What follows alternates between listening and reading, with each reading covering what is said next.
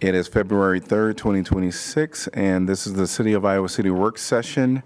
I'm going to call it to order. And the first item is the University of Iowa Student Government Updates, USG. Welcome. Hi. Okay, Hello. so first on our agenda, currently we have our Director of Student Services, who is in the current stages of a program that would coincide with our with the lease gap, essentially to work and make the storage units in Iowa City more affordable for our students, because that is in high demand during that time. We also have some senators working on an initiative to revamp the bike repair stations downtown in Iowa City, also along our campus, just to encourage alternate transportation. Great.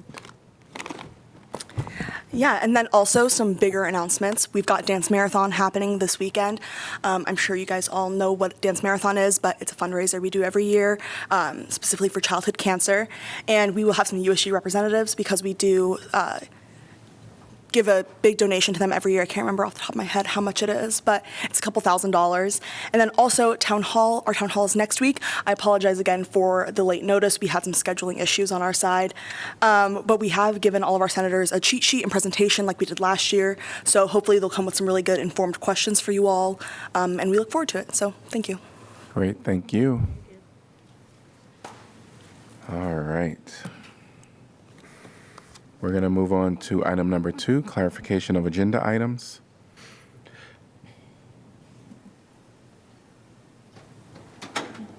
Going to move on to item number 3, information packet discussion, January 22nd.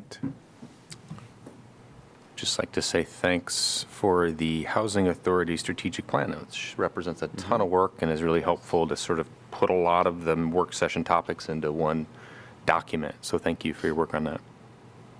I was going to flag that as well, and just a question for staff, if we have any thoughts yet on how to kind of publicly present this journey that we're going on as a city. And just, I think this document is a great example of something that's really digestible and probably would be of interest to the public, just as we're, it's just to put that idea out there of making this public facing and easily accessible. Yeah, it's a good, great point. It's definitely on our list. We're currently working to try to secure an intern for the summer to work on just that project, kind of that branding and that storytelling. Oh, cool. Great, thank you. All right, we'll move on to January 29th.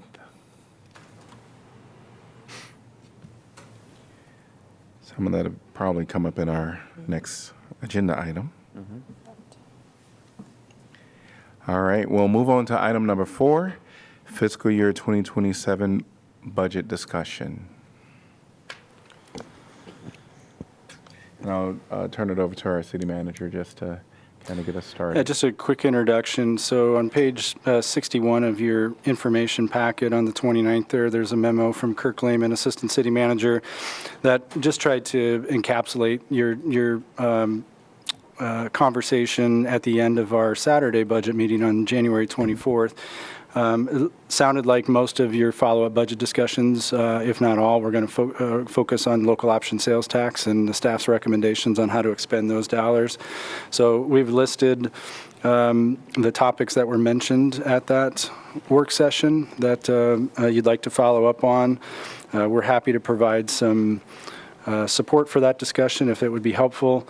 The only thing that we've really prepared at your request was a deeper dive into the arts and culture endowment recommendation. So at some point tonight, if you would like, we've got a slide deck of about 8 or 9 slides, I think, that give you a deeper dive into the thought process there and how that would work. We also have Shelley Meharry here from the Community Foundation who can answer any questions about endowments that would be stewarded at that location. It might be helpful just to go ahead with the presentation for the arts and culture, just so that the council can get that review. Yeah, sounds good. Agreed.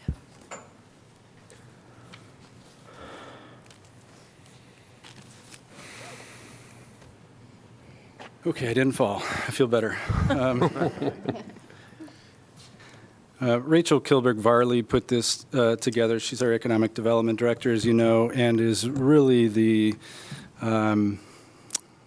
mastermind behind this proposal. Unfortunately, Rachel caught the flu bug that is going around quite a bit here in town and is unable to join tonight. So again, you get the B team back up here. I'll do my best to give you this overview, though.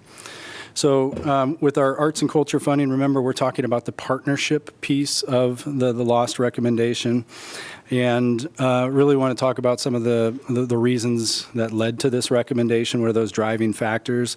So first of all, we've had status quo funding for our arts organizations for several years, and you've heard that concern from all of those arts organizations. It's not just our budgets that are being challenged these last few years. Every organization, every household has budget challenges, and when we haven't been able to increase our support for those organizations, they can do less for the community. We've also had really inconsistent and unclear funding processes over time. If you look at the history of how these organizations were funded, they were usually one-off requests, meaning there wasn't a moment in time in which we put out a call to support arts and culture organizations. It was a decision in 2007 to fund this organization, in 2012 to fund this organization, and there's never really been a holistic look at how we do that, or metrics and really some decisions on why we're funding them and what we hope to get out of it.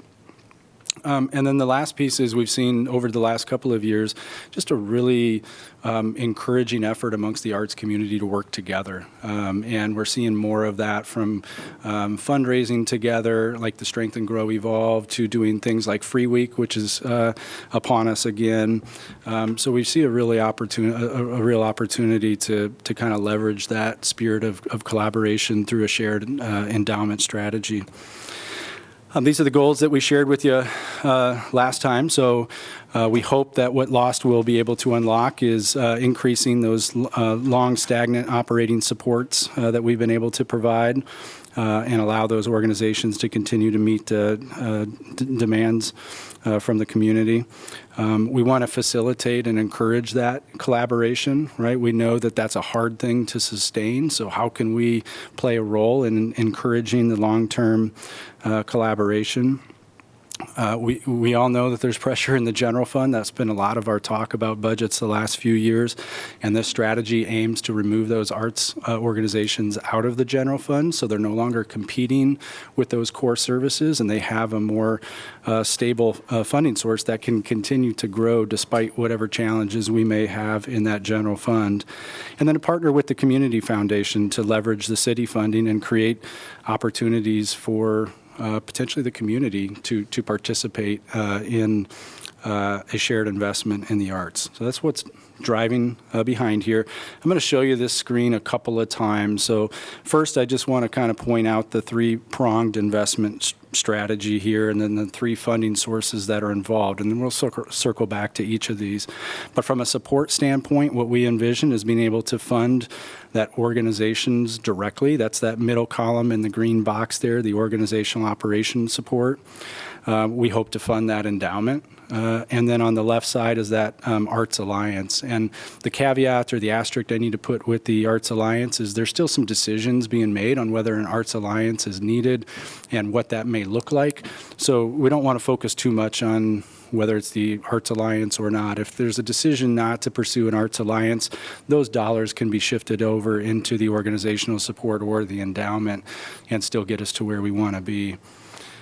From the funding source side of things, right now we're just reliant on the general fund, which again has led to stagnant funding. So that's that middle column there. You can see our goal is to slowly draw down that general funding to eventually zero, and then rely long-term on LOST and the endowment.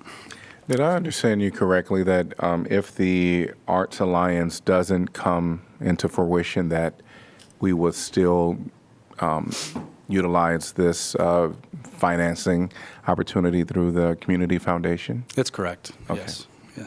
I have a maybe related interim question, and that would be, there's time and effort required in understanding distribution of funds and how the person holder, the organization holding the funds, and how our organization would work with distribution. What do you imagine that time frame being, and what is the interim? Is it just in the city budget? Is it money rolling around in the city budget until we establish the actual parameters around the organization that would hold the money and the distribution of that money? Yeah, we'll get to that a little bit down the road here, but at least initially, I would envision the city retain full control of this, probably for several years, right? Okay. If it gets to the point in the future where there's an established arts alliance and we have the confidence to give decision-making capabilities over to the Arts Alliance on how to distribute those funds. I think a future staff and council could figure that out. But for right now, even if we create an endowment, we would still control it, how those funds are dispersed. Okay. And we can get into that, and Shelley can help Okay, kind yeah. of talk about how Sorry to jump those the gun. could be, how those constraints can work. Sorry, Okay. have we had any updates? Because I know that they've had a few, the Arts Alliance working group, if you will, has had meetings. I've talked to some of the folks. I know there's been discussion about scope and countywide, citywide, region of the citywide. Those are some of the discussions that they were having. Have you been updated on any, or have you been updated on the status of like how people are feeling, the direction it's going? So the last conversation I had with the arts organizations was early January, and at that time there was, I think, a sense of optimism that there would be a path forward. But I know there were several decisions, including the scope, the geographic scope, to be worked out, and I don't know what the latest is there. Okay, thank you.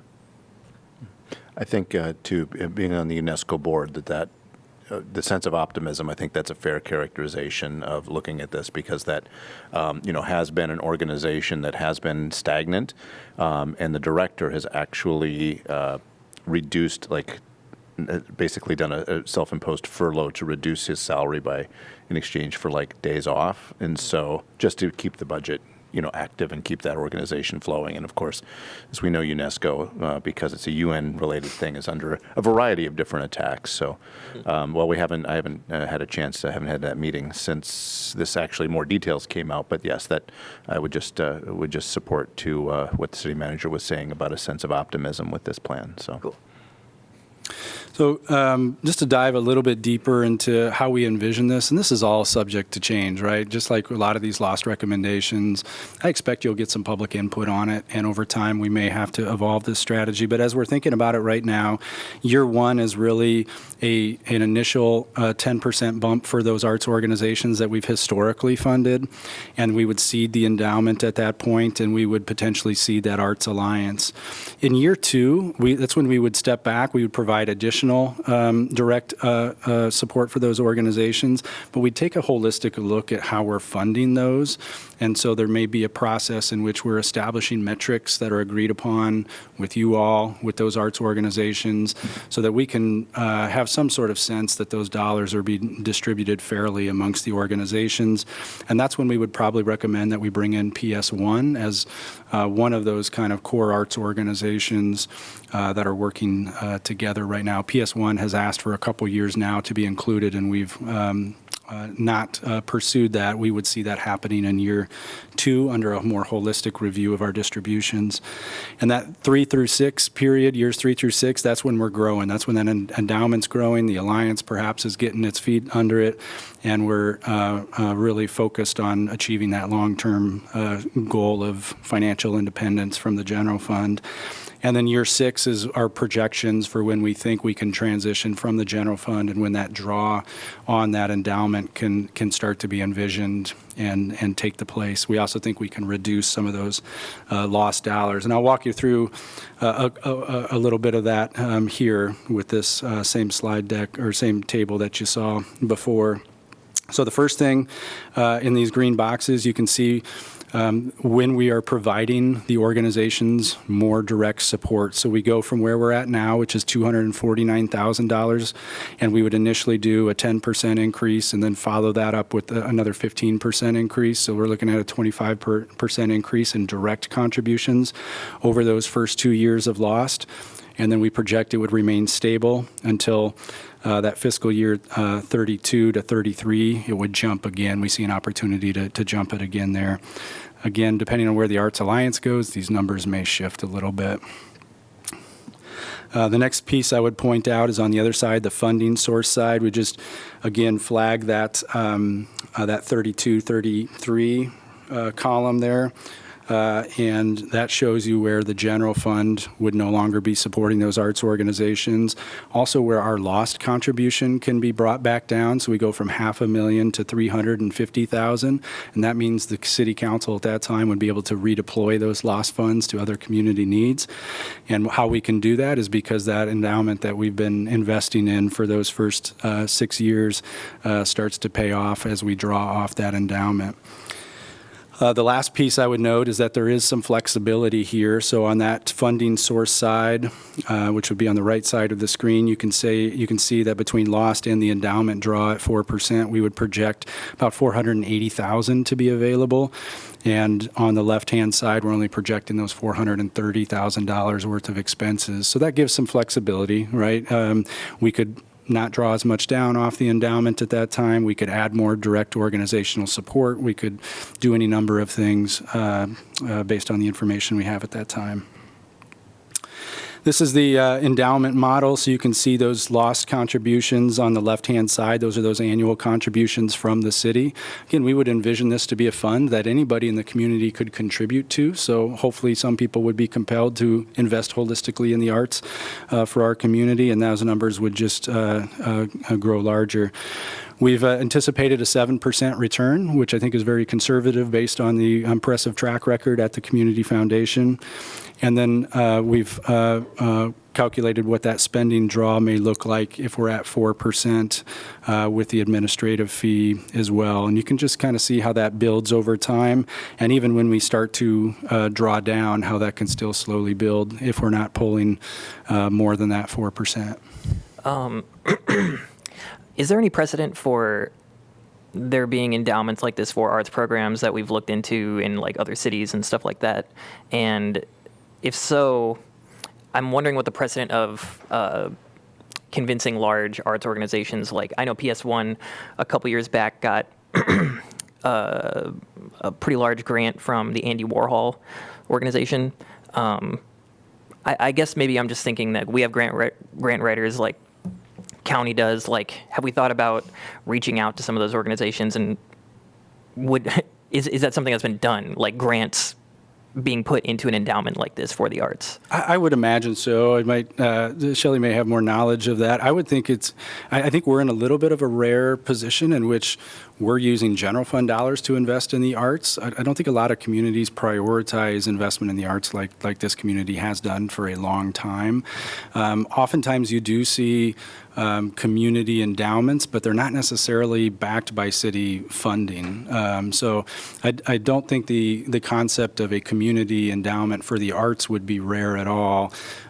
Perhaps having it completely seeded by the city might be a little more rare. Is that kind of looking at Shelley, if that's a fair characterization? Yeah, I just made a note to do some research. Okay. And the Arts Alliance isn't, I mean, there are examples of Arts Alliances that we should be able to look at to see if they have some grants embedded in however they do their funding. If there's an endowment, could look at that as well. Yeah, I just think it would be cool if, like, SCORE, we got a $100,000 grant one year, and then that money could be diverted or added. Yeah, absolutely.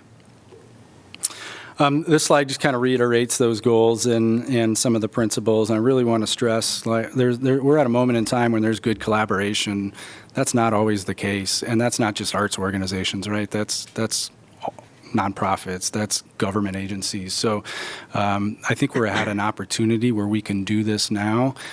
We may not be able to do it 5 years from now or 10 years from now. We don't know what that landscape's going to look like. So really want to try to strike while we have that good synergy. This is a little bit more about the management of that endowment. And again, I would defer to Shelley to kind of advise you on how that could look like. But essentially, this council would be setting the rules for that endowment, right? You would be describing what the goals and what the purpose is and what the funding constraints would be. And then Shelley and her team would ensure that the distributions follow whatever framework you set forth. So that would be something that would take several months of work with us, and then between us and the Community Foundation staff, and then we would present that back to you all and make sure you're comfortable with it. But we can answer those questions if you'd like, and I'd ask for some help with Shelley since she was gracious enough to attend. The maximum spending draw is 5% just for any community foundation. Is that correct? Yes, that's correct. Okay, great. Hello, Welcome. Council. Good evening, Good evening. afternoon, evening. The Community Foundation is really delighted to be considered as a partner to make this Arts Alliance endowment happen. It's a great investment in such a treasured set of organizations that really make the framework of all the great things happening here in Iowa City. Wanted to make a couple clear points about the endowment. So we are able to set up the endowment to ensure that the investment in Iowa City, if it is needed to remain benefiting Iowa City-based arts organizations, that we can do that. There's communication about wanting this to be a tool for other donors to give. And if it should be a situation where the Arts Alliance is actually Johnson County and that creates a gray area, we can deal with that with a separate kind of Johnson County endowment fund that continues to support maybe broader Arts Alliance organizations outside of Iowa City. Another point that was made regarding grants. So partnering with the Community Foundation to have any fund is a wonderful opportunity for grant making. We are a 501c3 tax-exempt organization. Some granting opportunities do not allow municipalities to apply for grant funding, and especially in a situation where we're bringing multiple organizations together to do something greater than one organization. Having a Community Foundation as the applicant, so to speak, pulls all those pieces together in one organization, so we could be helpful in that regard as well. So great opportunity there. We would look forward to being stewards of the resources, and again, we would work together on defining the fund agreement of how the endowment would work, and full discretion on who would receive the grants, how they would be distributed, whether it be designated to specific organizations now or perhaps through an application process, or whatever the parameters might be, we'll work together to ensure that happens. Donors also are eligible for the Endow Iowa tax credit should they choose to give to an arts endowment fund, similar to any endowment that we hold at the Community Foundation, but an additional benefit to donors who choose to give to an endowment fund. The mayor asked a question, and I kind of want to hear maybe a little bit more about the legal or the statutory requirements for how much we can spend. Obviously, with an endowment, we actually want some control, but not complete control to spend it all at once. Can you walk us through what we get to determine versus what is required by Iowa law? Sure. So what is required is funds, endowment funds that are eligible and receiving the Endow Iowa tax credit must not distribute as part of the Endow Iowa rules more than 5%.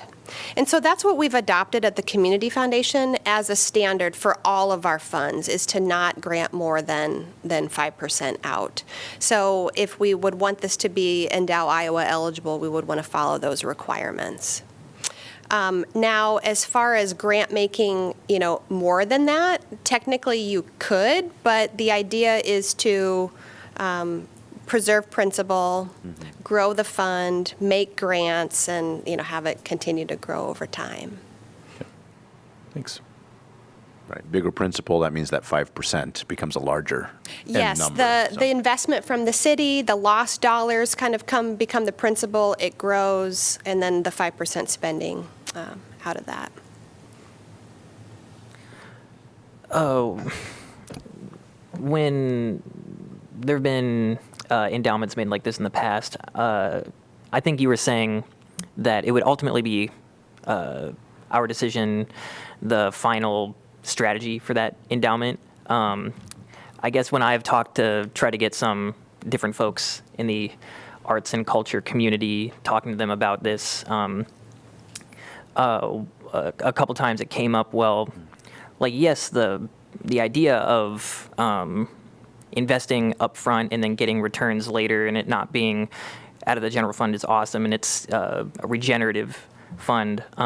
But then they also didn't want to have their arts funded by like the Raytheon and Coca-Cola fund, like what they're investing in was some concerns that I had. And I told them that I would imagine this would be something that, we would be accountable to and not just the community foundation.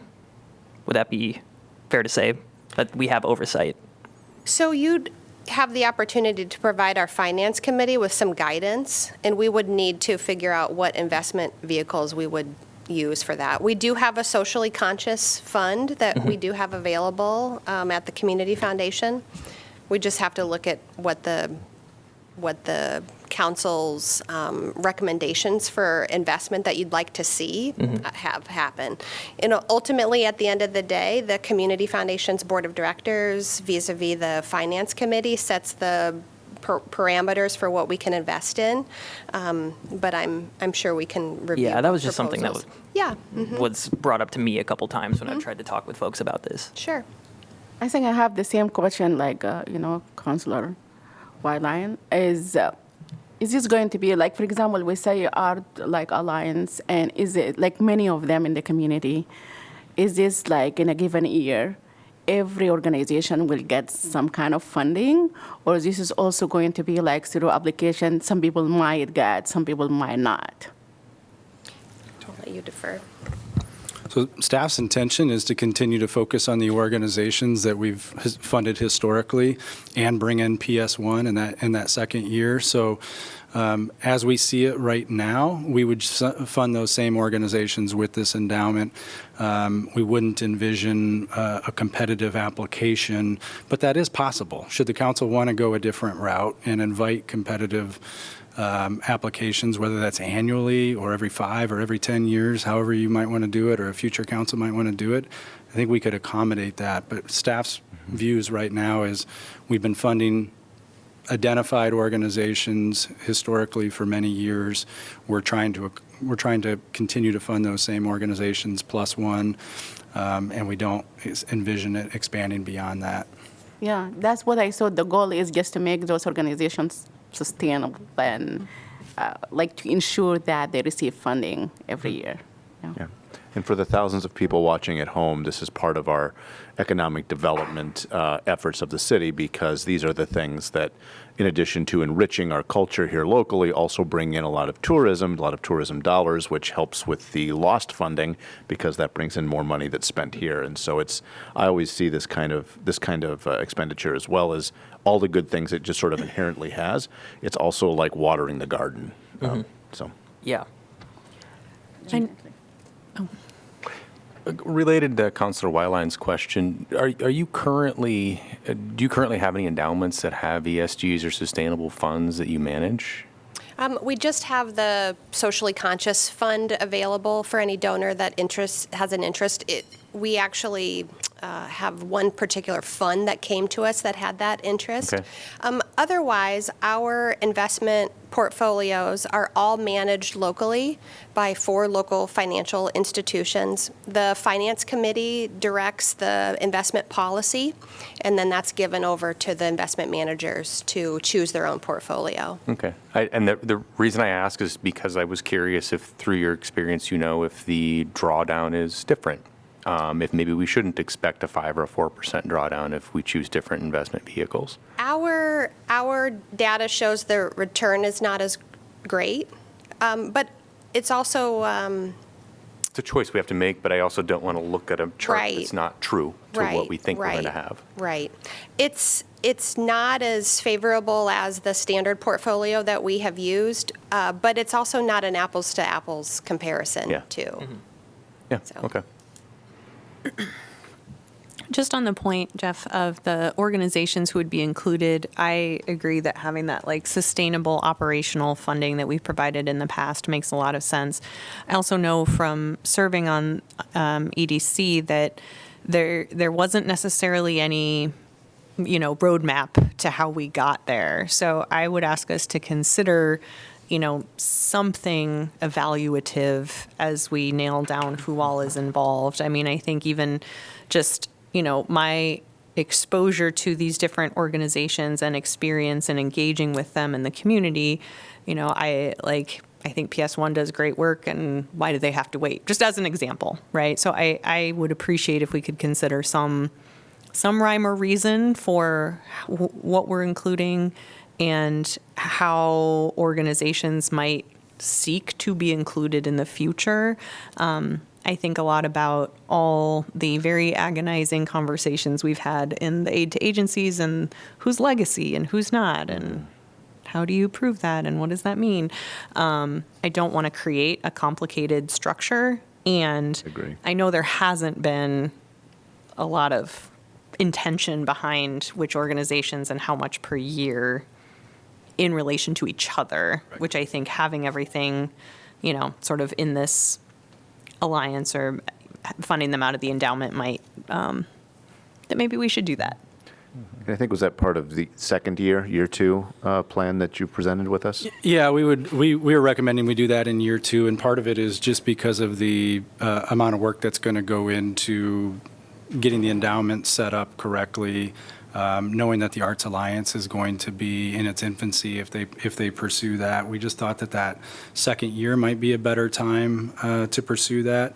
It can be done in the first year. It's just prioritizing the staff time to focus in on that. And we'd be up for that challenge if council would prefer to do that holistic review in year 1. I mean, I wouldn't want to wait too long, but it seems like if we still have some big question marks, we could do a lot of work now, have the Arts Alliance form, and then have to start over. So I don't know if that's very efficient either, unless I'm reading the potential things that could happen in the next 2 years differently or incorrectly.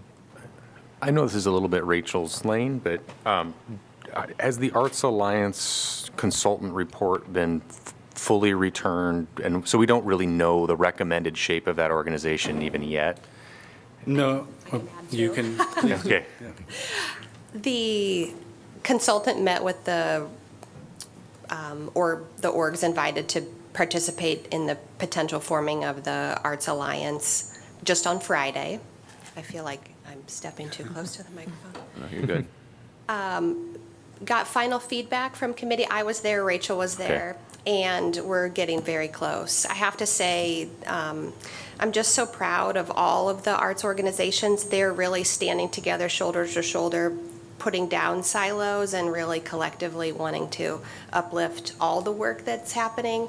And I can say it really does seem like they want Johnson County, all organizations in Johnson County to benefit from the work of the Alliance in whatever form that might take. I'm really interested. Sorry, just one clarification. Whether the Arts Alliance moves forward or not, we still believe the endowment is the correct vehicle to pursue. So for us, the endowment could could and should go forward regardless of what shape the alliance takes. But Sure.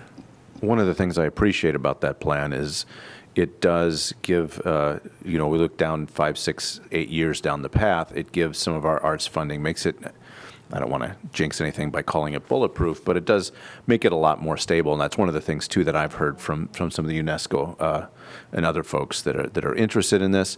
Should we continue to have all of the challenges we face with our property tax and all this stuff coming from Des Moines, but at the same time, should that situation ever improve, there's nothing in this plan that says, one-off projects, but for an ongoing operating fund and having this solid, I just have, again, several years now hearing those conversations and that shakiness and that uncertainty, doing away with that and doing with it long-term is just, I really like that. I really appreciate that kind of a plan.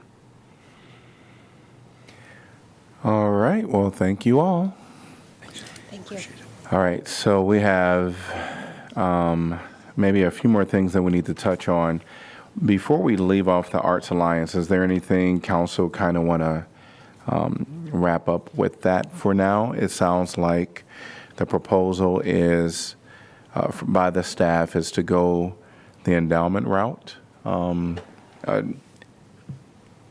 and wait to see what happens to the Arts Alliance. But For the purposes of our budget, I'm very supportive of this plan. Agreed. I just have a broader question that might be a segue into more of our last conversation.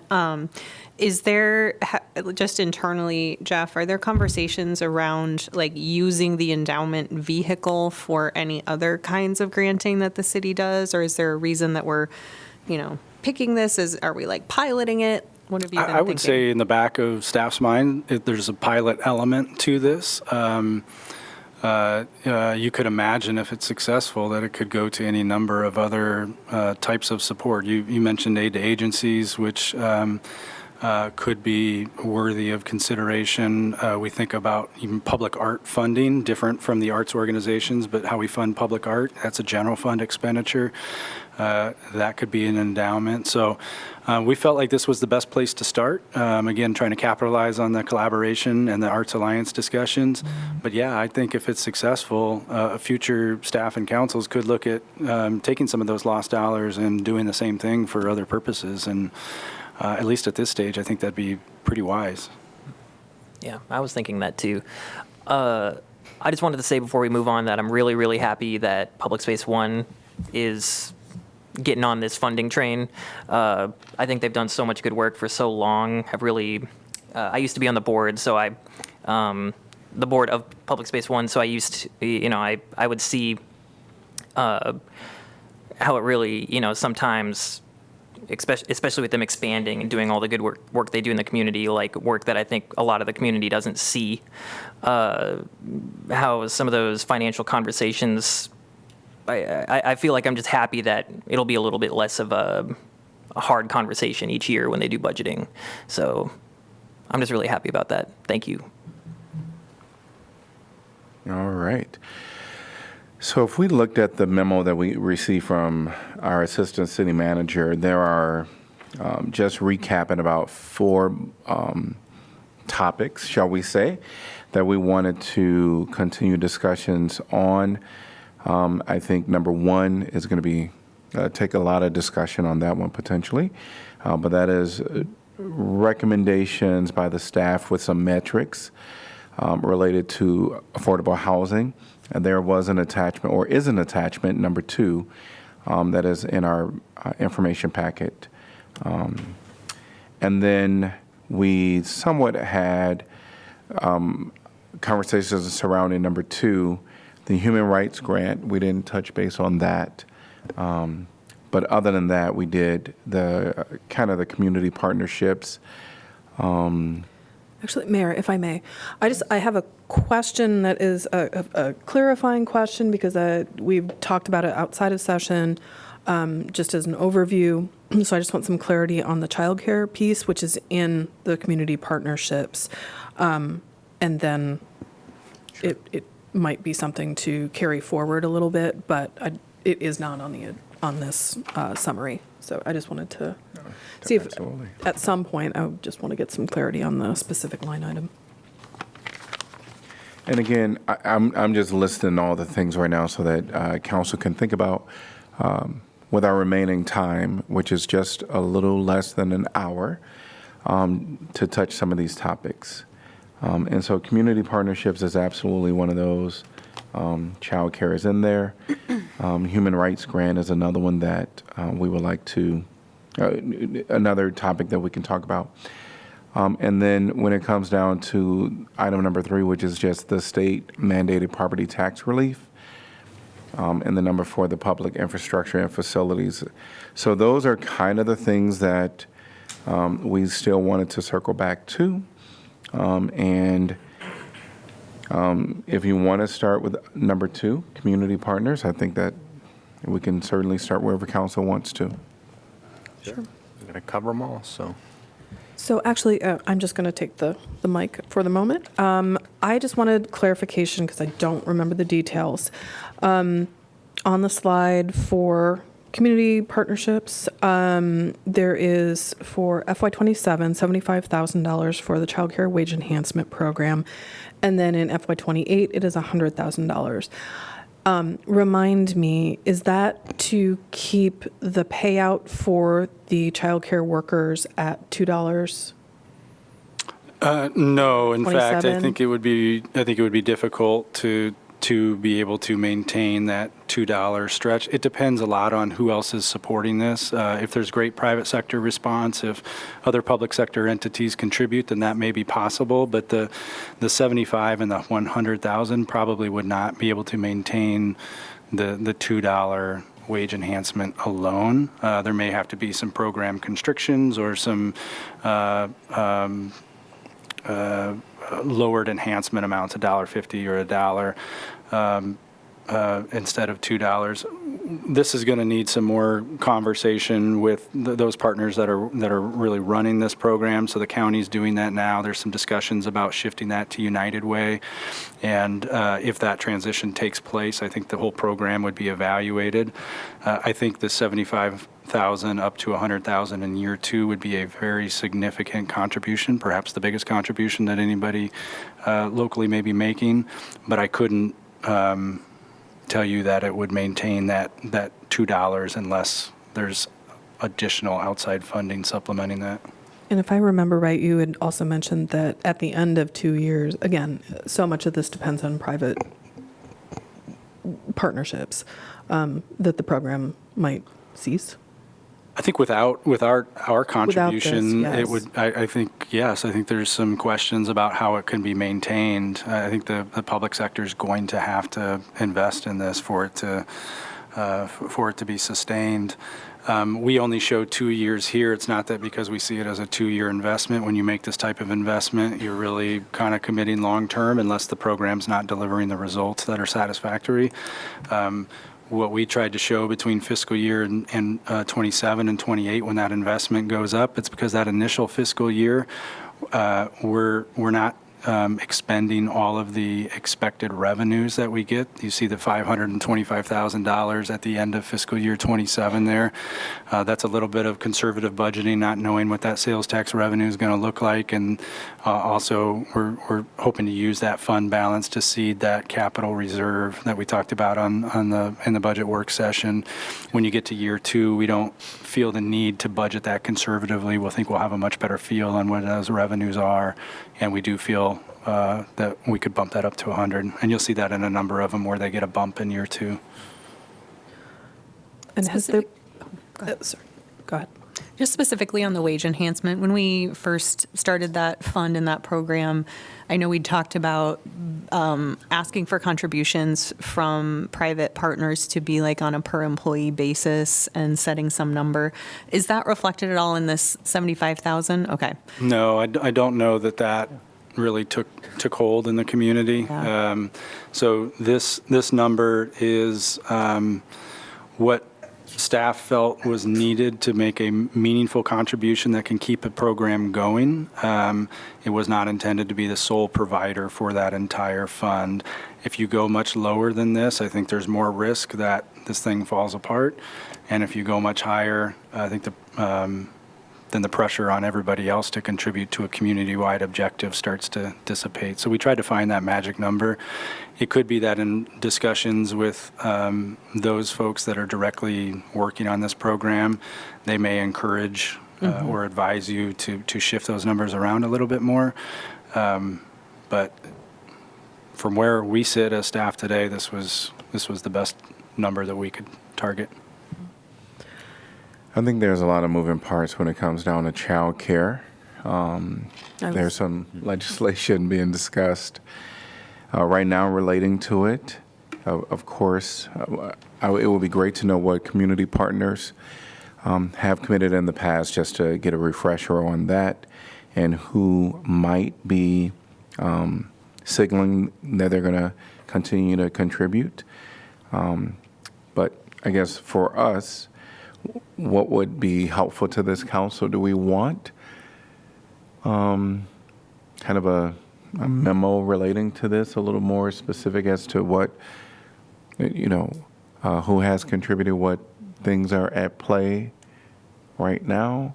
Or are we comfortable, just stating that this is the contribution that we're going to give right now, realizing that there are a lot of moving parts that we can't control? I think the only thing that concerns me is the fact that, and I certainly appreciate that this is in and earmarked for this through Lost. I think what concerns me, though, is the fact that there are so many moving parts with childcare, and that there might be other opportunities or other innovative ways to be able to address our local childcare needs. And just, there's so much need, not enough money to go around. So everybody needs to come and spend their money in Iowa City. But I would love to be able to think creatively at a certain point about being able to allow for projects, set money for projects that we don't yet know about.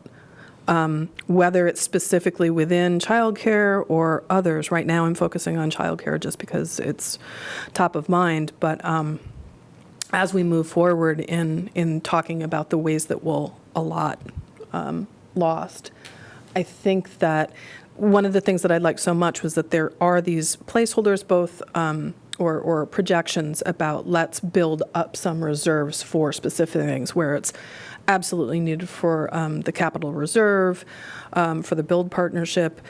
It would be fantastic if we could figure out a way to start to do that for other programs, because in the big scheme of things, $175,000 for 2 years for wage enhancement for $2 more an hour. No one else is stepping up, which is a shame. And I'm glad the city is, but I would like to be able to see us think more expansively and maybe, again, work with our other entities that could help in this endeavor, whether private or at a county level. I know they've been instrumental in it. So kind of on my soapbox, but it just seems right now that that's a really small amount for it actually to be going down in terms of the lived wages. And so that's troubling. So right now we have a very specific child care wage enhancement. Do we think that changing the language where it just says child care, in parentheses, i.e. wage enhancement, gives us a little more flexibility, and also signals that, as you mentioned, if there's other opportunities coming down the pike, we could shift with decreasing public expectations a little bit. Because right now it's very specific that we're going to use it for wage enhancement. I'm not suggesting that we change, the $2 an hour, but maybe there's a program that comes from the state, that does that enhancement, and maybe there's another opportunity. But if it's specific right here, then I think it could kind of signal that that's what we're going to use it for. But if we kind of change it to child care, example, wage enhancement, then it could give us a little more wiggle room with all of the moving parts.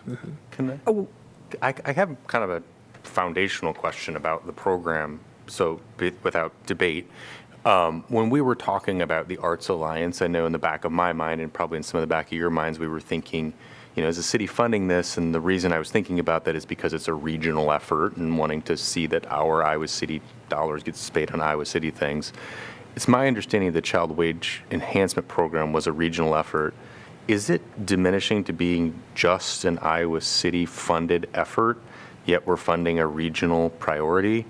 Is that's not fair characterization? No, our dollars are restricted to child care centers in Iowa City. That was part of the ARPA requirement when we did it, and I would envision that to be the case here. So the question is whether a Johnson County or a United Way would want to operate a program if only one community is participating. At some point, they may say, well, Iowa City, this should just be your program. Okay. So there's definitely value in the regional program, but our dollars are staying local. Okay. Yeah, I mean, obviously this is all good, but I also want to think strategically. Absolutely. And, is our best place wage enhancement, or maybe as Mayor Teague was suggesting, some other way to help daycare centers, like help them build facilities in Iowa City, That you need workers to work in them. Right, they need all the above, right? Like, Yeah, so. I mean, it's such the number one thing that child care centers need. They're mandated to have People. a lot of people, Yeah. and they're paid Okay. horribly. So I guess for me, I'm okay with actually having it be specific because we have a setup program that's proven to work. And actually, as far as a memo goes, if we just wanted to get Think Iowa City's data, Michael Chen has it all at his fingertips. I think it was more to say, as we think through Lost, and obviously this might be a very different conversation, and I hope one that we get to have a year from now when we see what we're getting in. Right now, we don't know how much, and so rightfully so, our staff is being conservative, and it's the smart move. I would love in a year from now to say, okay, so this is what we got, and can we feel comfortable with a slightly larger estimate of dollars that are going to be coming in, and therefore, can we start thinking about how do we actually take some money for opportunity funds, right? At this juncture, though, I don't want to just put this into a a more generalized bucket of childcare things, because we have a program that has been proven to work on a lot of different metrics. I'm just was remembering, as Jeff confirmed, that this is actually going to, even the amount that we're putting in the next 2 years is going to potentially and likely diminish the wages because it's just not enough. So I would rather it stay at wage enhancement while also offering up to council, let's think about how we might be able to create some wiggle room for additional specific programs or pilots or, all of the above when we know better what we're working towards. But I just don't want this to become like the arts pre-endowment, where it's always,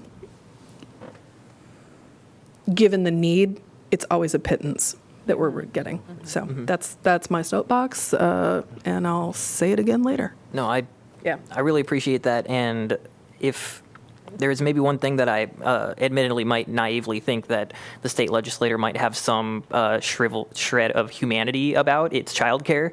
And you mentioned that, Mayor Teague, that there was legislation being talked about. I don't know if any of our staff has heard anything about that. I mean, that'd be wonderful. I mean, I don't think we should expect anything, but I guess the other thing I would like to, I don't know if it needs to be a memo to all the counselors, if you all most of you were there, if not all of you were there when you had the initial ARPA funding to put to this program, but maybe it might give me more context if I just have a sit down with Jeff and talk about how that is all set up, and so I can have a better understanding. But I don't know if I necessarily think you all need a memo. I could just do that on my own. Although I will say that I said there is one prepared. I think I said think Iowa City. I meant to say Greater Iowa City. But the data that they have been able to collect is also incredibly useful, and I think it would be great as a part of the information packet, just more broadly. Yeah, I would certainly have to defer to those community partners that are administering the program, and that includes the Johnson County staff and Michael Chen and Greater Iowa City team. But I can connect you, I can get a memo and give it to you all of the above. Okay. All right. Where do we want to go from here? There are a lot of topics. Are we still going to keep it in number 2 for now, or? No, we can.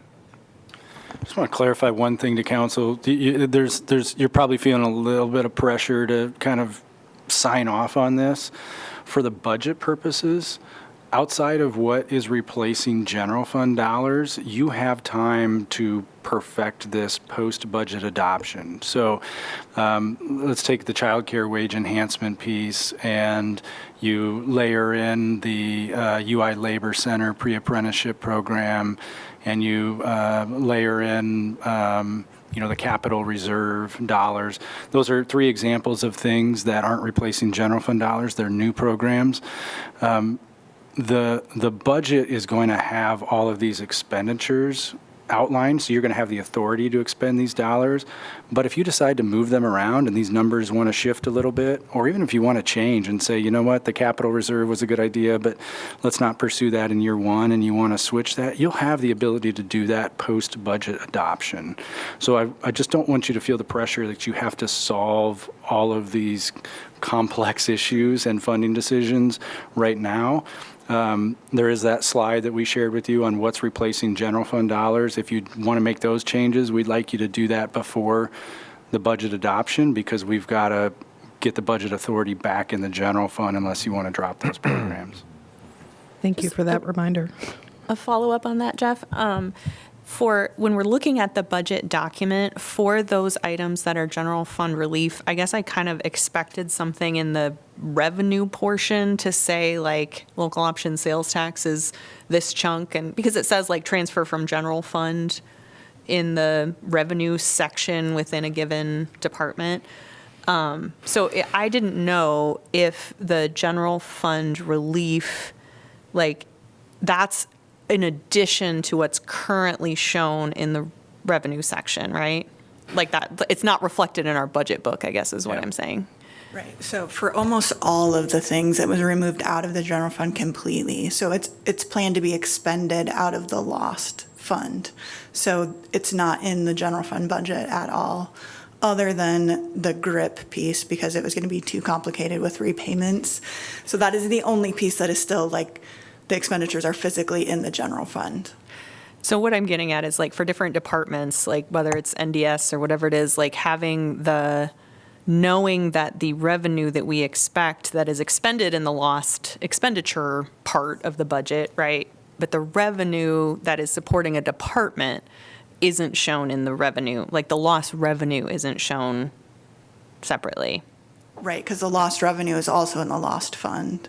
Mm-hmm. So the expenses are just moved. Before, there wasn't necessarily, like the aid agencies, there wasn't a set funding that was paying for that. That was just the overall property taxes. So it's those expenses really are just moved out.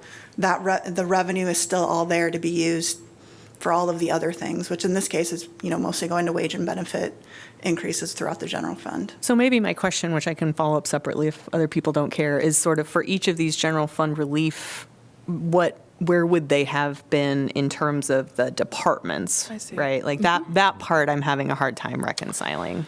Yeah. We'll just have you identify yourself for the record, please, Nicole. Nicole Davies, Finance Director. Thank you. Yeah, we could do it in 15 seconds here. So support for the winter shelter and street outreach is NDS budget. GRIP is NDS. Human rights grants out of human rights. Climate action grant is out of the climate action division. The community mental health liaison program was out of the police department. Aid to agencies is out of NDS, and the SHMID is out of the city manager's office budget. Okay. Nice. That was easy. Thank you. Schnick, schnick, schnick. Yeah. Great. All right. So we don't have to make all the decisions now, but certainly there's a few things that we need to do because of dates and such. So just want to still open up the floor to any counselor that want to focus in on anything right now. And if anyone want to talk about number one, let me know. I have a conflict with one of them. That's why I have to recuse myself. Okay.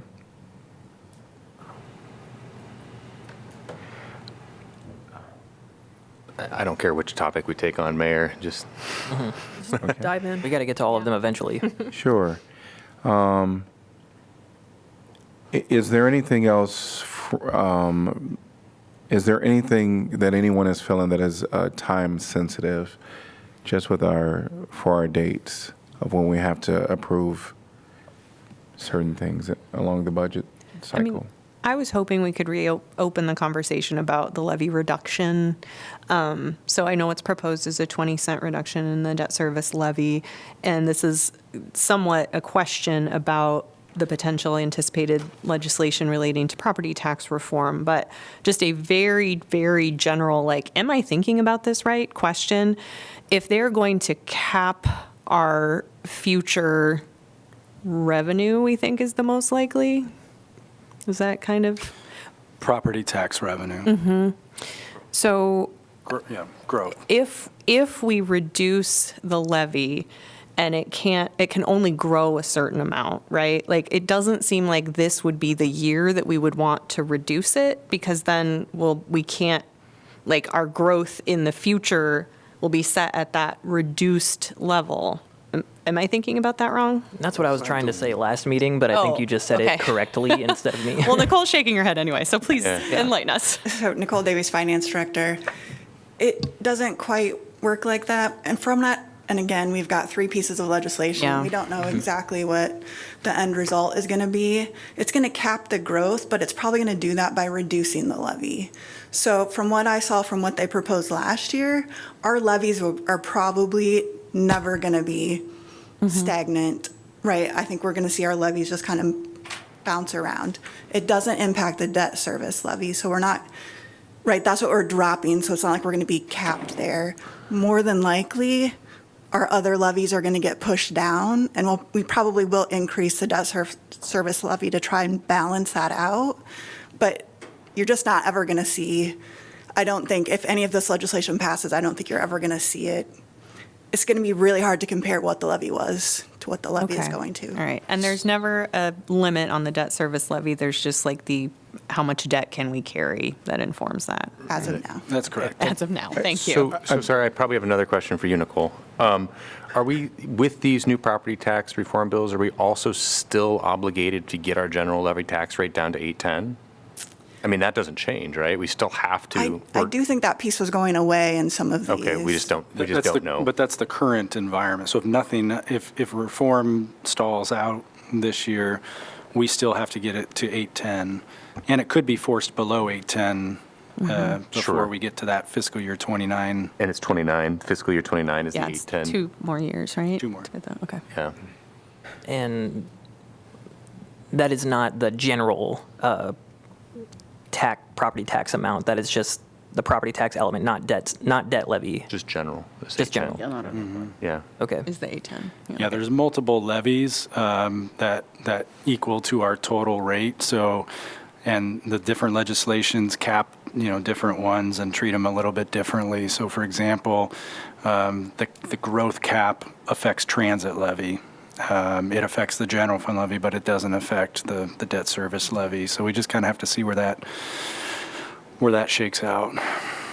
I do think you bring up a good point, Councilor Berg. Is just, for me, I'm thinking about loss option sales tax when we had that conversation and we did it years ago, right? All the opportunities, we would have had in the fund, but some of the changes in that, the legislation surrounding it also affected us. And so I guess given some of what's happening at the potentials of what's happening at the state, I would just maybe ask the staff, if council agrees, just look at what's happening and see if you do have a different recommendation, or if you're very confident that what you've recommended to us now is the best situation, then so be it. But if there is some change in thoughts that have put us in a long-term better position, then I would rather have that coming from you all at this point and talk through it, and for us to really consider it. Yeah, I don't think we need time to discuss that. The legislation that's being proposed this year, in a lot of ways, is very similar to what was proposed last year and worked on until the very last day when they threw in the towel. So we make this recommendation knowing what we think is inevitable this year, that one of these 3 bills will in some shape be adopted, and we feel confident that this levy reduction is not only manageable but prudent given the state's legislation and given that relief requirement. So our recommendation doesn't change based on what's been introduced. Great, thank you. Yeah, I guess my thoughts, I partially articulated last time about this is, there's $14 million in loss, and we could have put all of it towards property tax reduction, as I understand. Obviously not what we talked about, not what we're doing. I was like $2.80, and we're doing 20 cents. It's kind of small. The property relief component is 50%. We're doing relief, not reduction for the most part. Like, could be, $1.40. Again, we're doing 20 cents. Like, it seems pretty modest. Am I thinking about this the right way? Like, like the percentage of reduction or the amount of reduction we could be doing is a lot, and what a lot of communities do. We're not doing that. We're really small in our reduction. One of the $7 million. One of the 7 million, correct. Right, which is 20 cents. 20 cents. Yeah, and I think we also know that our option is to, like, I think North Liberty and Coralville both are increasing their levies, even And- though they have lost, and, you know, are very comfortable with the, They think they're going to get away with it? yeah, Okay. yeah. So I'm not worried about the getting away with it part, is Okay. what I'm saying, and I think staff told us that pretty I'm unequivocally last looking at meeting. our city attorney who's smirking, and I'm curious, has anyone else done this yet in the state where they pass lost and also increase property taxes? And call it with a straight face property tax relief? Well, I'm aware that there are other communities who have engaged in the same exercise of characterizing what they've done as relief. I guess I haven't looked deep enough to see whether they have Also increased? had new local option sales tax subject to the 50% minimum requirement, which wasn't always the case, of Right, course, right. and raise their a levy even despite that. I'm not sure the answer to that Okay. question. That would give me pause. One question that I have, and let me know if I'm thinking about this in a wrong way. The debt levy diversion, which is kind of like what we envision for the vast majority of this 50% to be, what if for some reason at the end of the year we just don't have that many projects to divert the levy from, and we have all of this money that's supposed to go towards diversion, but we just don't have the projects to do that? Then at the end, would we just be forced to reduce, or? No, so every year, we're averaging over $15 million per year in our CIP. That's how much we're bonding every Yeah. year. Actually, your CIP shows a higher average, closer to 17 or 18 million. So for example, if on the list of projects that we would be using these property tax relief for, let's say the Highway 6 trail expansion, we bid that, it comes in way over bid, and we decide not to do it so that 1.5 million doesn't get spent, we would simply reprogram that into next year's lost budget, and we have ample projects, especially when you think of Dodge and Taft and the Burlington Bridge. There's no shortage of projects that could benefit from that. It's just going to reduce our borrowing amount. Okay. And I don't think there's any issue in carrying over funds 1 year and reprogramming them. Remember, we're not getting all these funds in fiscal year, in calendar year 26 anyway. We're not going to get the majority of the funds until calendar year 27. So we've got ample time. I guess for some reason that makes so much sense. In my brain, I was thinking perhaps, I don't know why I was thinking this, but perhaps the 50% property tax relief would have to go towards something done by the other 50% of so the projects would have to be from these other things, but that makes way more sense. Yeah. So I guess one final point, and I totally cool if nobody's interested in entertaining the not reducing the levy, but we do have a set date by which we have to have the maximum, and that includes the debt service levy, that we can't raise it, and that's pretty soon. One of the early dates. Sorry, Nicole. I'll keep talking while you're running up here. But just the property tax relief portion, the 1 million of the 7 million, like we could, for example, put 3 million towards the pavement improvement project and not lower the levy. Correct. So that's the kind of thing I just want to Right. make sure people are on board with, like, this is the premise. Correct. So Nicole Davies, Finance Director, assuming you don't have a special meeting, you'd have to decide that at your next meeting, because we have to give that information to the county by March 5th in order for that awesome mailing to go out to everyone. Okay. I'm down to entertain that notion. I think I brought it up, especially since this wouldn't be an increase. This would just be not a decrease. So we're not doing what North Liberty and Coralville would be doing if we decided to. We're not. I don't think you're proposing, increasing the general levy, but I think maybe I understand the time constraints, but I think it would be a worthy conversation looking at these other things like the annual pavement rehab, the fire station Highway 6 trail expansion. If we think more money directly towards them or any of these projects would be better than just the $1 million reduction, that's a conversation that I would be interested in having. I have a question. So is there a proposal for, because I thought I heard Councilor Wyline say reducing the levy, but I understand you're wanting to increase the levy. Yeah, sorry if I misspoke. Keep it the same. Yeah. I feel like I understand that not like reducing, not increasing it, leave it the same Oh. by using the $1 million for something else, not paying the tax. Am I right? Correct. Yeah. You're understanding that correctly. And I also, another question when I ask you, is the 20 cent that will be reduced, is this the same thing, 20 cent from the, 100. like, also 20 cent reduction from last year per 1,000, right? Correct. So the total levy that was 1,563 would go down to 1,543 And per thousand. And if we break that out, this comes out of the debt service part of that levy, correct? Correct. Out of that 15. And we've been at 1,563 for 3 years. I think that's about right. 3 years. 3. Yep.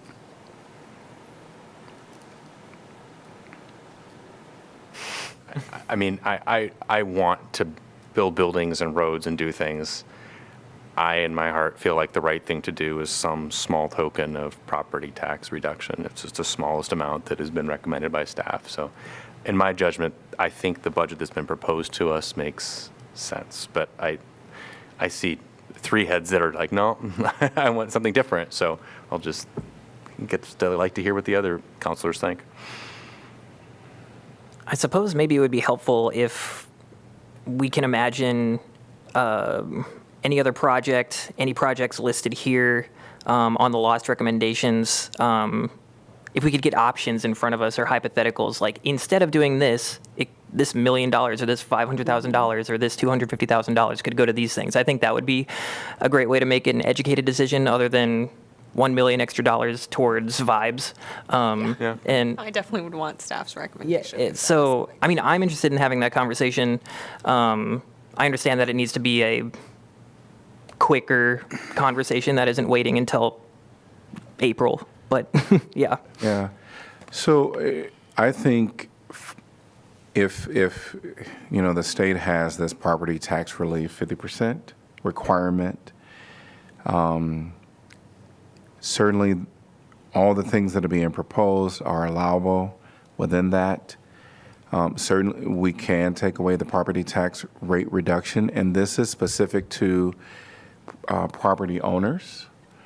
For me, I think some element of having what their ultimate proposed intent was be represented in some way, 20 cent per, I think this is reasonable. And I think I don't know what all the thoughts went through the staff's head. And I also recognize that you all are saying, can we, do something with this? Absolutely. But I feel comfortable having something that is a direct property tax relief for those folks that have property taxes. Yeah, and sorry, just one quick thing. I think that, like I was saying, like getting options, getting things on the table, even if it's not 20 cents, even if we say, okay, well, what if it's 10 cents and we put $500,000? We've seen that the library carpet and furnishings replacement is great, but here's a couple other things that this could make up the difference for. That's a hypothetical situation, but I could see our engineers being like, actually, if we had an extra $500K or $250K for immediately for Highway 6 trail expansion or something like that, a situation like that, I don't know. I come back to what I was kind of harping on before, where it's like, on the one hand, thank God we've got this money. On the other, it just doesn't seem to be enough. But it was actually in the Housing Authority report of how many homeowners there were versus renters. It's only about 5% difference. It is a majority of renters. It's like 53.4 or something like that. And the homeowners who also voted for this are 47.6. And we have very high property taxes. And while this is not a reduction per se, I mean, it's not relief.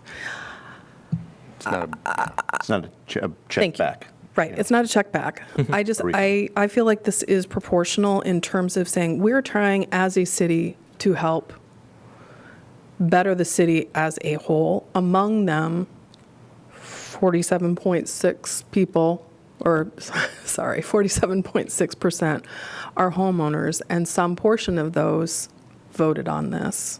And so I feel like it's proportional as a response in terms of coverage for why people voted for this. When I was out campaigning, I heard from, I would say 1 in 2, 3 houses, it was about, when talking about lost, it was about property tax relief. So.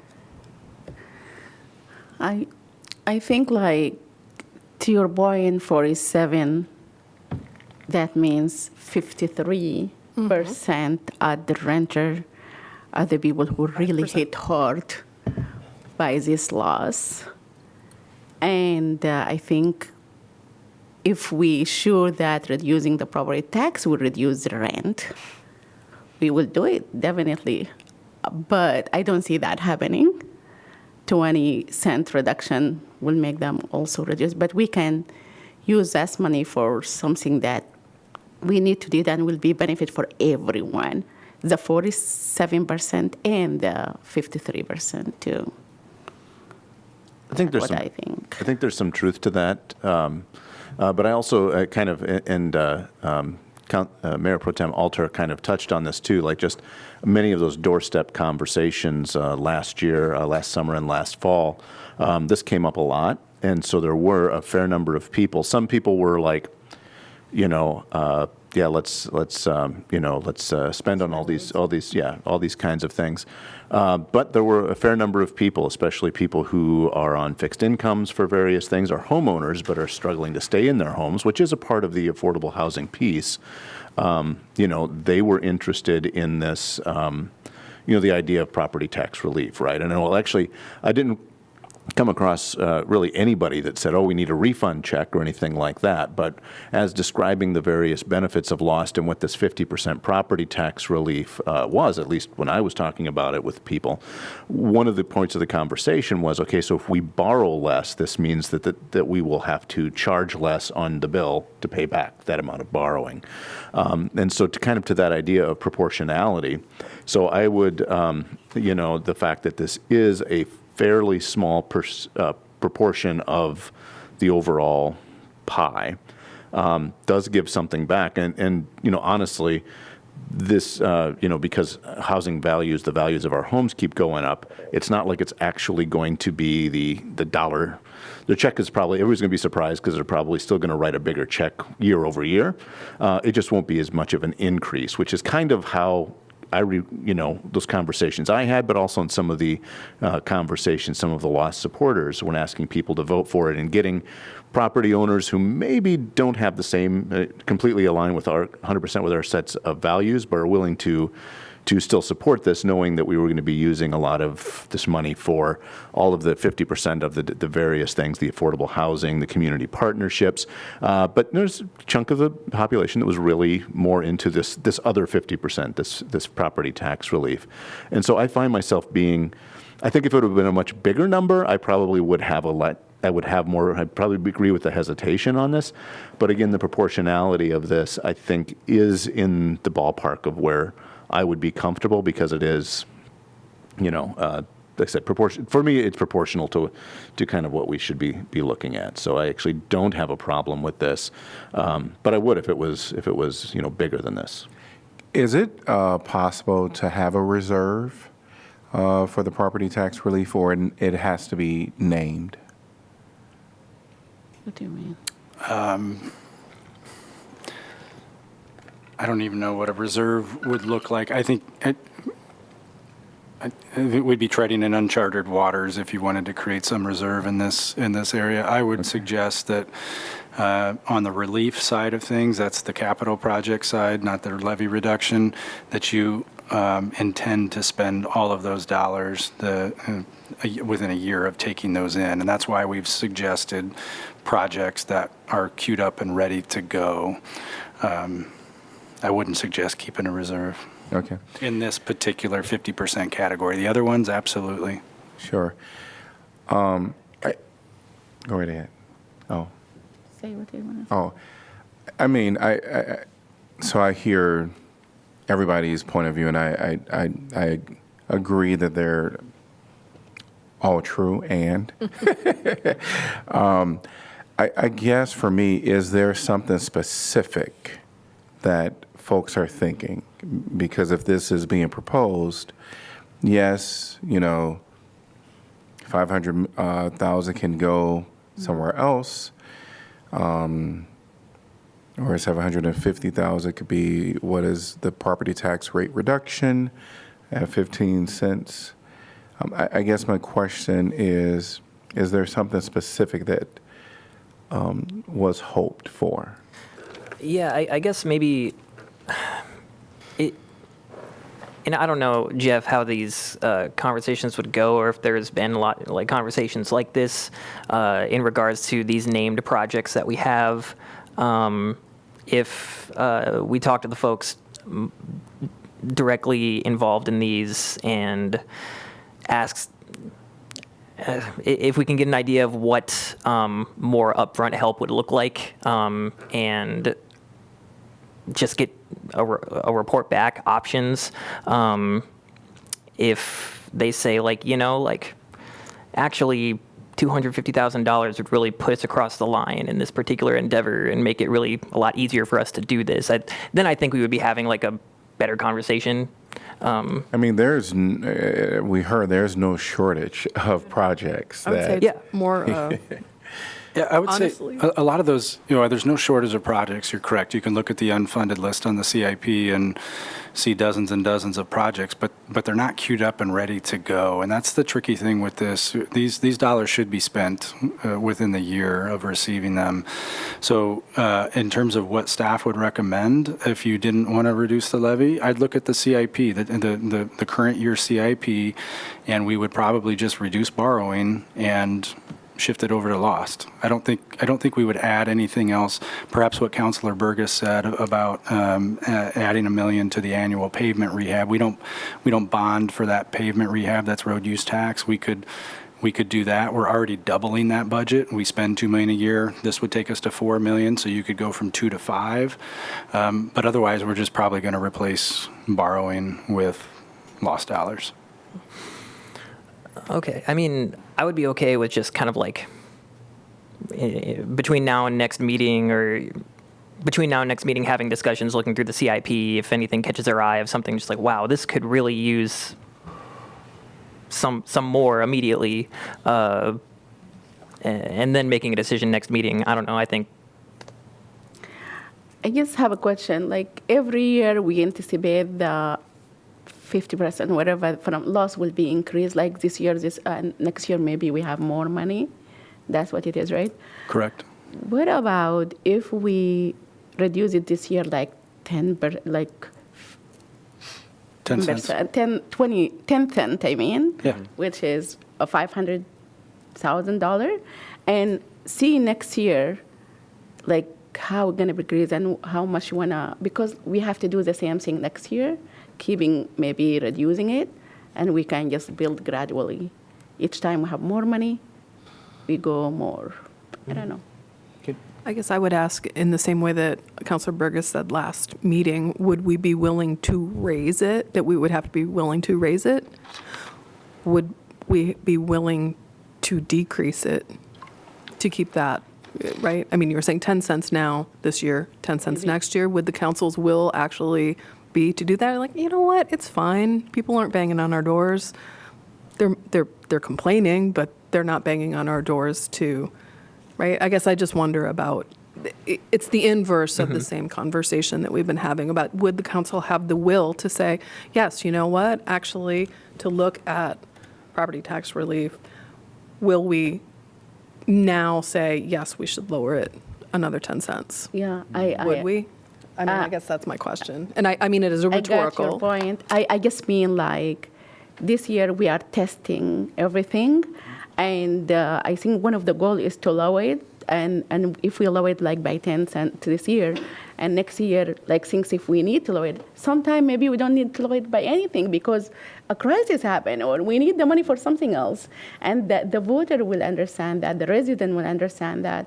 But I think just like now, this year we can do it that way. And keep in mind, our goal is also to reduce it unless something really bad happened that we need to use that money for something else. That's what I really mean. Yeah. I don't know if it would be helpful to ask like staff to yourselves look through the CIP because you know more about the day-to-day operations of everything, and to come to us with the hypothetical, just like if you were considering doing something else, this would be something, this particular CIP project is something that I would like done sooner rather than later. I think it's of higher importance. Just to give us that, I don't know. Because I feel like me just going through and looking through the CIP stuff, I wouldn't have all the context. I would be like, this sounds great, but it's actually, So- yeah. Yeah, if that's the will of the council, absolutely. We would come back and we'd say, if you wanted a 10-cent reduction or a 0-cent reduction, here's how we would recommend you spend that. Absolutely, we could do that. And I guess I haven't heard it articulated the reason why. So we have $1 million to spend. Because we're always talking about the budget problems, and I believe we can do it within the law. We're not talking about raising the levy. We've been reducing, I mean, does anybody know what the levy was 10 years ago? $16.58. Like, we've been doing this, and our share of the overall of our overall burden for taxpayers has been reducing too. So I'm not trying to increase people's tax bills, but we're talking about the levy rate staying the same would give us $1 million extra dollars.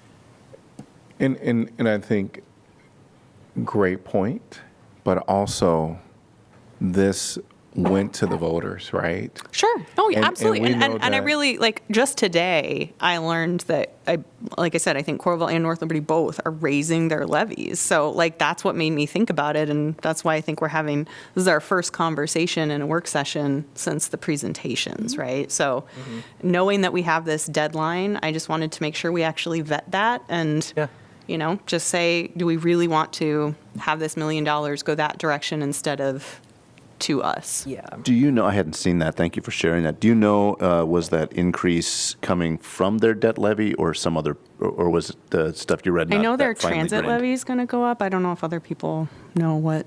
I'm just curious if it might be a little bit of apples to oranges if. Yeah, and Potentially. all I'm talking about is this idea of communities that have just adopted law, so the 50% tax. I'm not saying we need to do the same as those communities. It's just like they're in the same boat as us, and it's a question that I think we need to discuss. And we could come to the decision after hearing staff's recommendations of what we could potentially do with $500K or $1 million and say, you know what, actually, I think this is still the best option of this direct $1 million worth of reduction. But I just think we at least should have that conversation in a productive way, instead of us, like I said earlier, just $1 million for vibes. If we have anything, actual concrete things in front of us, then we can have a better conversation. And I guess when I ask you, Jeff, you said maybe we don't have enough project to use this money for, but you said also could be paid for just pay debt, right? Correct. We have plenty of uses for the dollars, but it might just be replacing another funding source. So, for example, we might have a road project. I think we're still bonding for Court Street. Maybe for Dodge Street is a good example. We would just reduce the borrowing and Bless you. replace that borrowing with the local option sales tax dollars. we'd add it to the roads. I mean, it's going to be an infrastructure project. That would be our recommendation. You don't want to put anything in an operating type of use in this situation. So it's going to be an infrastructure project of some type, and it would have to be a one-time expenditure that we would look at. So it's probably not, I wouldn't come to that meeting expecting a memo of here's a bunch of new projects that you can fund. It's more, here's how you can fund the existing projects differently. And if we just, finishing my thought, if we use that for like infrastructure buying and reducing the debt, is there a way also if we want to borrow the money for something completely different that otherwise cannot be paid by this 50% plus, and that will be, is that something can be done? Yeah, I mean, I think that there's probably ways to do that. You're thinking something different than infrastructure? Yeah, I mean, the library furnishings is a good example. I'm sure the rec center could use additional equipment, or a senior center could replace their tables, or we could think of any number of potential uses like that that may not be an infrastructure. My mind goes to the infrastructure first, but if you wanted something different, we could give you options.